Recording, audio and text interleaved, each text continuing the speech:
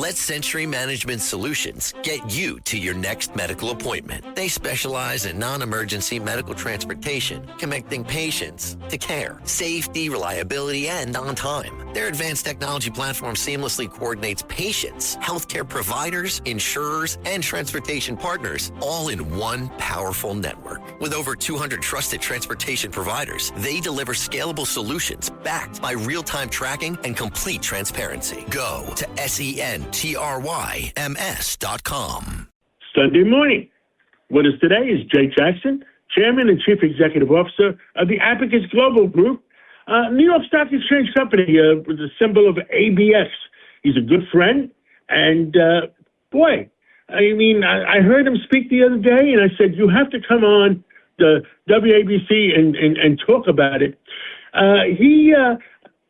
He predicts, his financial company predicts the life expectancy of almost anybody and buys back insurance policies, and better off spending the money while you're alive than dying and you don't get the money. Well, Jay, did I describe it right? Yeah, I think that's fair. I would just make sure we're clear. The symbol is A apple, B boy, X X-ray, just so all the listeners have it. And you did describe the company, I think, really well. And it's, in layman terms, we use data, updated medical data, to help people better understand, right, where they are in their position in life today and what the outcomes look later. John, what's so important is, what's the number one fear of somebody entering retirement? It's running out of money, right? Shouldn't they have a better understanding of how long they're going to be in retirement? And that type of financial data can be applied in lots of different ways. We also use it to give them a current value of their life insurance policy. That was something that they took out to their family. You know what the scary thing is? That you're 90% of the time you're correct. So I'm scared to have you run.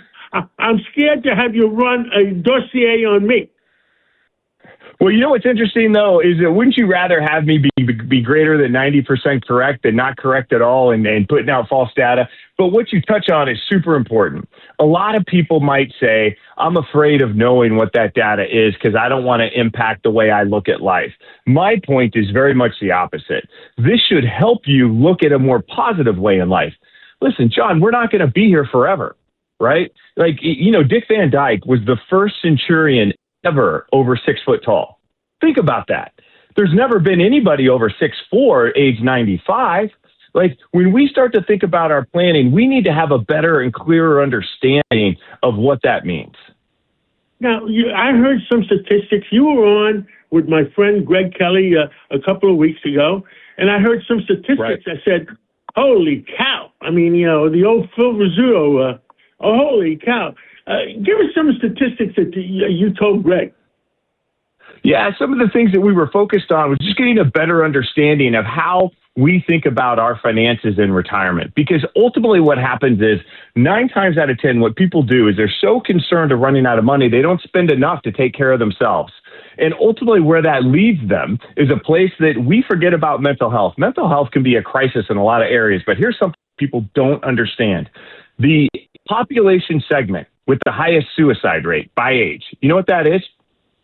Over the age of 75. Over the age of 75. The highest suicide rate in the United States. It's crazy. And it's all because when we think about this, right, we're so afraid of saying, oh, man, do I want to know the results? My point is, once you get there, you lose sight of what's really valuable, what's really important. What our premise is, by giving you this data, you can actually have a huge impact on your life, meaning what's your most valuable asset? Everybody thinks it's their car, their home, their whatever, watch, who knows? I say it's time. And if I can give you time back, we have really given you something powerful in the sense of understanding how much time you have left, right? Because if you're age 65, you've got a 50-50 shot to live into 90. How are you managing that? How are you having those conversations? Are you looking at all your assets, including your life insurance policy? That's an asset, John. That's personal property that can be sold and utilized today versus waiting when you pass away. Now, what's the age groups that people start to look at that? Is it at 65? Is it at 70? Is it at 75? When do you start to think about it? Great. Yeah, it's a really great question. I think at 65, people are fine-tuning what's going to happen, right? And then when they get into their 70s, everything changes. Physically, they change, and then financially, they change. They're downsizing. They're looking at a lot of things a little bit more closely. And 9 times out of 10, this is what every life insurance policyholder does. They just stop making payments. And that's a tragedy, right? Because they're just leaving money on the table. When that happens, they cancel the contract, insurance company wins. If they visit with us, we can say, hey, that contract may be worth several $100,000 in today's value. Use that capital to fund your retirement, and your heirs will appreciate you more for it. Now, I would look at it as good news in a different way. If I was, let's say I'm 75 right now, and I said to you, you do the analysis on me, and you say, oh, you're going to live to 85. Then the other thing I may do is try to eat healthier, have more examinations, and try to extend that life.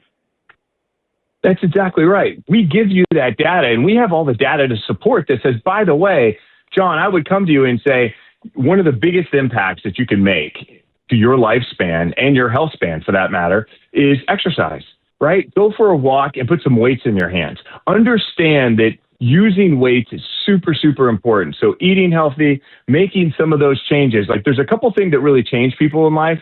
See, you ever heard about that person that has the heart attack and all of a sudden they get healthy? Why wait till the heart attack?